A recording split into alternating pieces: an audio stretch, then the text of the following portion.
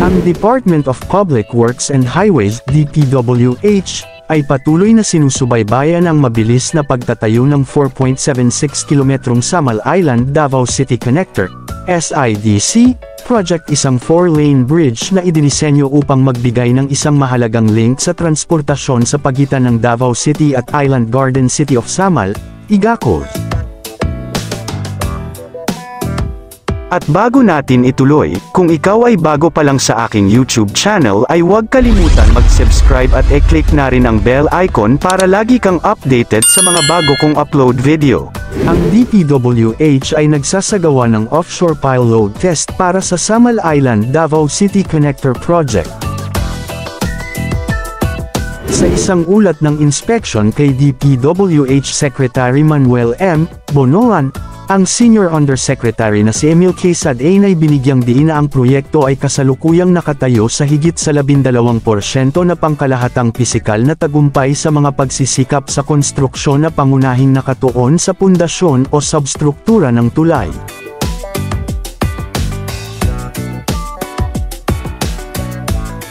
Binigyang diin niya ang kahalagahan ng mahigpit na mga hakbang sa kontrol ng kalidad upang matiyak ang integridad ng istruktura at pangmatagalang kaligtasan ng tulay na inter-isla na ito.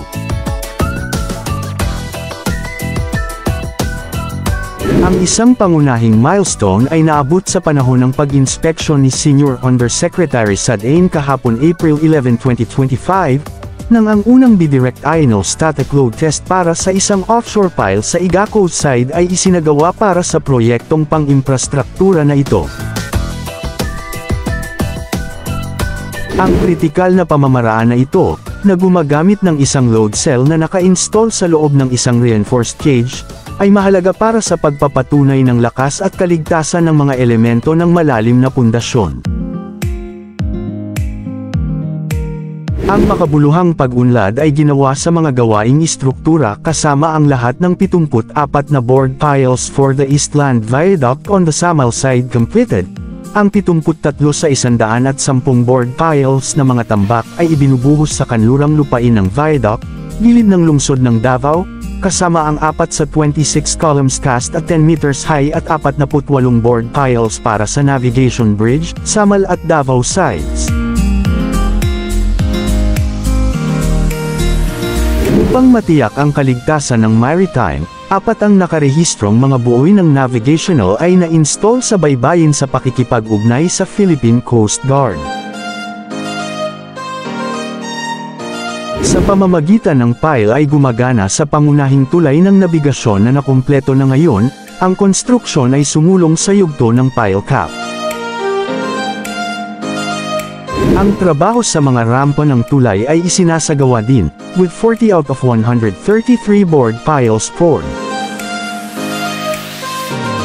Bilang karagdagan, ang mga aktibidad ng paghahanda para sa pagpapalawak ng kalsada sa kahabaan ng daang Maharlika ay nagsimula, kasama na ang relocation ng mga electric pole, pag-install ng fencing, at pag-clear ng mga umiiral na istruktura at mga obstruction. Ang land acquisition ay patuloy na gumagalaw, na may pagkumpleto ng 83% at kakaunti lamang ang natitirang mga katangian sa ilalim ng pagproseso. Kapag nakumpleto, ang SIDC ay magsasama ng isang 4 na linya na extradosed na tulay na may 530 metro na pangunahing span, 570 meter land viaduct sa Davao side at isang 375 meter viaduct sa Samal side, mga marine viaducts na sumusukat ng 350 metro, kanluran, at 510 metro, silangan, at mga ramp na kumukonekta sa R. Castillo daang Maharlika Junction sa Davao City at isang 24 meter wide at grade na kalsada na may isang pag-ikot sa Barangay Limao sa Igacos.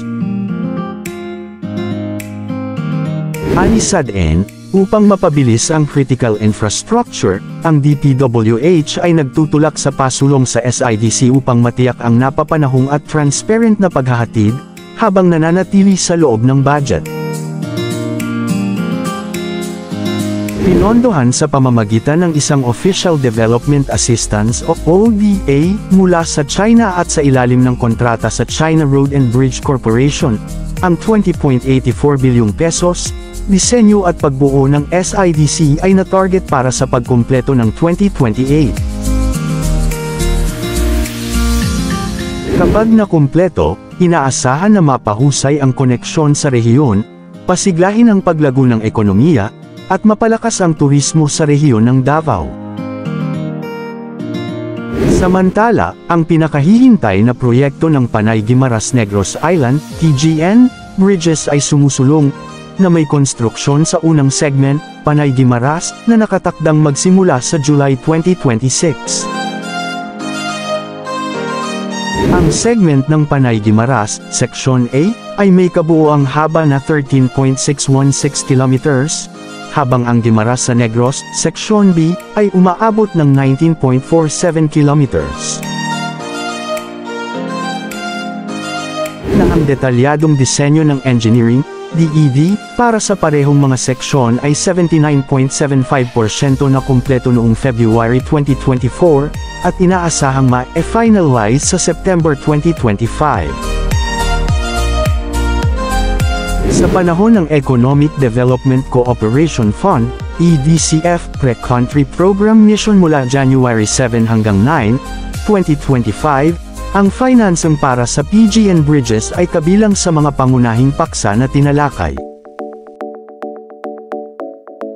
Sinabi ng Iloilo City Mayor at Chair ng IDC na si Jerry Treñas na masaya siya na siniguro ng IDC na ang mga kritikal na proyekto na kinakailangan ng Western Visayas ay palaging susuriin at inendorso sa pambansang pamahalaan para sa wastong pondo at pagkilos. Inilarawan ni Treñas ang mga tulay ng PGN bilang isang pangunahing nagawa ng IDC. Aniya, ang pangarap na ito ay matagal na sa amin bago ako naging isang kongresista. Sa wakas, masasabi nating isang pangarap na matupad. Ang mga talakayan ay gaganapin din kasama ang Department of Environment and Natural Resources, DENR, tungkol sa mga alalahanin sa hayop sa dagat at mga submarine cable na maaaring maapektuhan ng konstruksyon.